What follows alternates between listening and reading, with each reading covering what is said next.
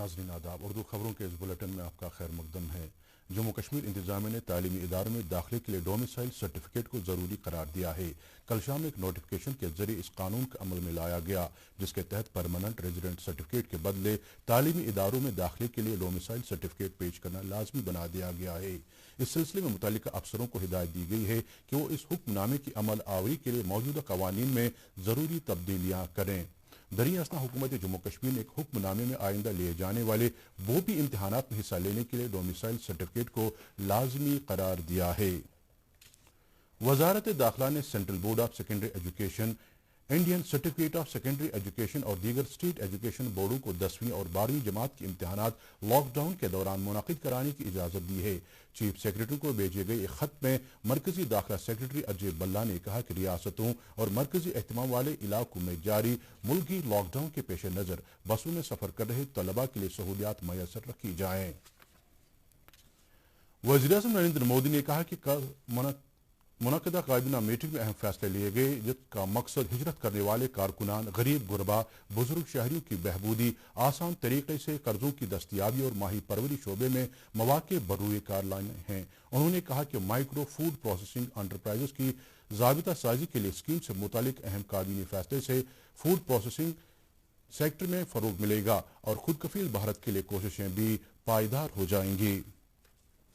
मरकजी वजारत सेहत ने कहा कि मुल्क में कोविड-19 मरीजों की सेहतयाब होने की शरह मजीद बेहतर हो गई है और अब ये 40% तक पहुंच गई है। वजारत सेहत ने एक बयान में कहा कि कल शाम तक 3124 मरीज सेहतयाब हुए हैं और इस तरह अब तक कोविड-19 के 42,298 मरीज इलाज के बाद ठीक हुए हैं। वजारत ने कहा कि सेहतयाब होने की शरह लगातार बेहतर हो रही है। मुल्क में फिलहाल 1,06,750 केस हैं। अब तक 3,300 मरीजों की मौत हुई है। मुल्क में इस वक्त फी दिन 1 लाख टेस्ट किए जा रहे हैं। इधर स्किम्स के डायरेक्टर डॉक्टर एजी आहंगर के मुताबिक स्किम सोरा में कल कोविड-19 के 1,992 टेस्ट किए गए, जिनमें से 73 मुस्बत पाए गए। इनमें से 37 केसों का ताल्लुक कश्मीर सूबे से है, जबकि 36 केसों का ताल्लुक जम्मू सूबे से है। अनंतनाग के तहसील बिजबिहाड़ा से ताल्लुक रखने वाली एक 40 बरस की खातून की कल कोविड-19 की वजह से मौत वाक़या हो गई। अनंतनाग से हमारे नुमाइंदे ने इस हवाले से मजीद तफसीलात देते हुए कहा कि यह जिले में अब तक की कोविड-19 से होने वाली चौथी हलाकत थी।